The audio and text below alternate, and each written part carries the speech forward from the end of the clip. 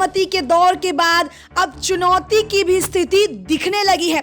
बुधवार को तेज तर्रार और बेबाक नेता कपिल सिब्बल ने बिना किसी संदर्भ के ट्वीट किया और कहा, सिद्धांत के लिए लड़ाई में विरोध स्वतः आता है जबकि समर्थन जुटाया जाता है।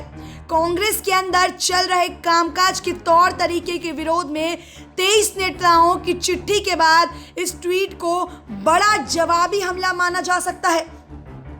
दरअसल सोमवार को जिस तरह से कांग्रेस के युवा और कई पुराने नेताओं ने एकजुट होकर चिट्ठी लिखने वाले नेताओं को कटघरे में खड़ा किया था, इस ट्वीट को उसका जवाब माना जा रहा है।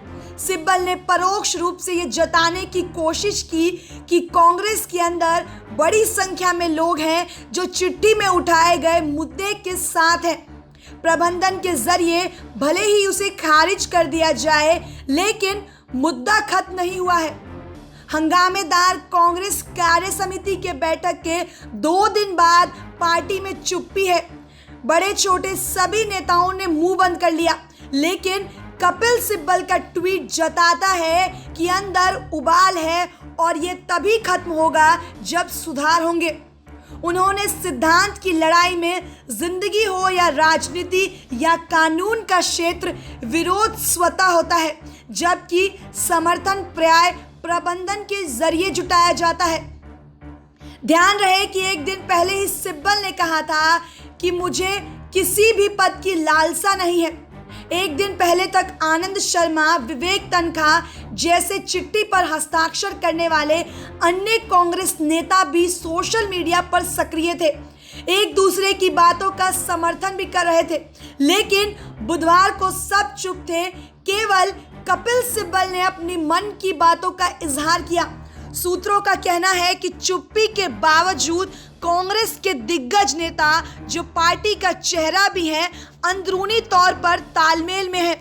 पार्टी की ओर से पिछले 6 महीने के अंदर बदलाव की बात कही गई है। फुल टाइम अध्यक्ष चुने जाने का आश्वासन दिया गया है।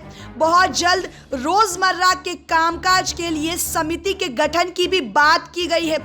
इन सब बातों का इंतजार है। फैसला नेतृत्व को लेना है कि कितना सकारात्मक बदलाव होता है, पार्टी को एकजुट रखने के लिए क्या कदम उठते हैं और संयुक्त निर्णय से ही सही दिशा चुना जाता है या नहीं। सिब्बल का ट्वीट बहुत कुछ कहता है और इसका संकेत भी देता है कि असहमति को विरोध और विरोध को विद्रोह की स्थिति में बदलने में वक्त नहीं लगता है। वैसे भी मध्य प्रदेश और उसके बाद राजस्थान में ये दिख चुका है। चिट्ठी में इन बातों को इंगित करते हुए सुधार की भी बात की गई थी, लेकिन गांधी परिवार के नाम की छाया में एकजुट नेताओं ने 23 नेताओं की आवाज को दबा दिया था। SPN 9 न्यूज रूम से शालिनी झा की रिपोर्ट।